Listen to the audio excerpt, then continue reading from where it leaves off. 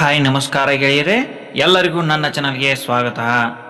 ಇವತ್ತಿನ ಈ ಸಂಚಿಕೆಯ ವಿಡಿಯೋದಲ್ಲಿ ನಾವು ಶ್ರೀ ರೇಣುಕಾದೇವಿಯ ಗಂಡ ಋಷಿ ಜಮದಗ್ನಿ ಹಾಗೂ ಸೂರ್ಯ ದೇವರ ನಡುವೆ ನಡೆದಂತಹ ದುರಂತ ದಂತಕತೆ ಏನು ಅಂತ ನೋಡೋಣ.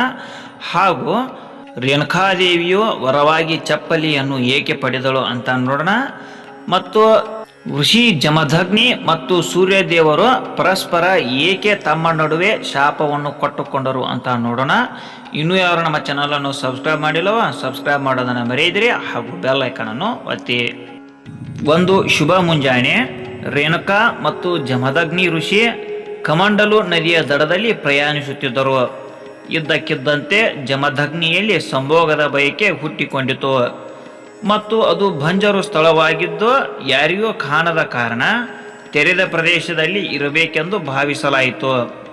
ಆದರೆ ಸೂರ್ಯನ ಸಮ್ಮುಖದಲ್ಲಿ ಇಂತಹ ಕೃತ್ಯ ಮಾಡುವುದು ಪಾಪ ಎಂಬ ಸಂಪ್ರದಾಯವನ್ನು ಜಮದಗ್ನಿ ಮರೆತನು. ಜಮದಗ್ನಿ ರೇಣುಕಾಳನ್ನು ವೇಗವಾಗಿ ನಡೆಯಲು ಒತ್ತಾಯಿಸಿದನು. ಆದರೆ ಸೂರ್ಯನ ತೀವ್ರ ಶಾಖದಿಂದಾಗಿ ಅವಳು ಮರಳಿನ ಮೇಲೆ ನಡೆಯಲು ಸಾಧ್ಯವಾಗಲಿಲ್ಲ. ಸಂತ ಕೋಪಗೊಂಡು ರೇಣುಕಾಳನ್ನು ಕಾರಣ ಕೇಳಿದಾಗ ಅವಳು ಅದೇ ಉತ್ತರಿಸಿದಳು. ಆಗ ಸಂತನು ಕೋಪಗೊಂಡು ಸೂರ್ಯದೇವರನ್ನು ತನ್ನ ಮಹಿಮೆಯನ್ನು ಕಳೆದುಕೊಂಡು ಕ್ಷೀಣಿಸಿದ ನಕ್ಷತ್ರವಾಗುವಂತೆ ಶಪಿಸಿದನು. ಸೂರ್ಯನು ಸಂತನಿಗೆ ತಾನು ಮಾಡಿದ ಪಾಪವನ್ನು ನೆನಪಿಸಿದನು ಮತ್ತು ಸಂತನು ರಾಜನಿಂದ ಕೊಲ್ಲಲ್ಪಡುತ್ತಾನೆ ಎಂದು ಶಪಿಸಿದನು. ಆಗ ಸಂತ ನಾರದನು ಬಂದು ಅವರಿಬ್ಬರನ್ನು ಸಮಾಧಾನಪಡಿಸಿದನು ಮತ್ತು ವರ್ಷಕ್ಕೊಮ್ಮೆ ಸೂರ್ಯನ ಮೇಲೆ ರಾಹು ಮತ್ತು ಕೇತು ದಾಳಿ ಮಾಡಿ ತನ್ನ ವೈಭವವನ್ನು ಕಳೆದುಕೊಳ್ಳುತ್ತಾನೆ ಮತ್ತು ರಾಜನು ಅಂತಿಮವಾಗಿ ರಾಜನಿಂದ ಕೊಲ್ಲಲ್ಪಡುತ್ತಾನೆ, ಆದರೆ ಅವನ ಮಗ ಅವನನ್ನು ರಕ್ಷಿಸುತ್ತಾನೆ ಎಂಬ ಅವರ ಶಾಪವನ್ನು ಕಡಿಮೆ ಮಾಡಿದನು. ಬೇಸಿಗೆಯಲ್ಲಿ ತನ್ನ ತೀವ್ರವಾದ ಶಾಖದಿಂದ ರಕ್ಷಿಸಲು ಸೂರ್ಯನು ಛತ್ರಿ ಮತ್ತು ಚಪ್ಪಲಿ ಅಥವಾ ಪಾದರಕ್ಷೆಯನ್ನು ಮಾನವ ಕುಲಕ್ಕೆ ಆಶೀರ್ವಾದಿಸುತ್ತಾನೆ.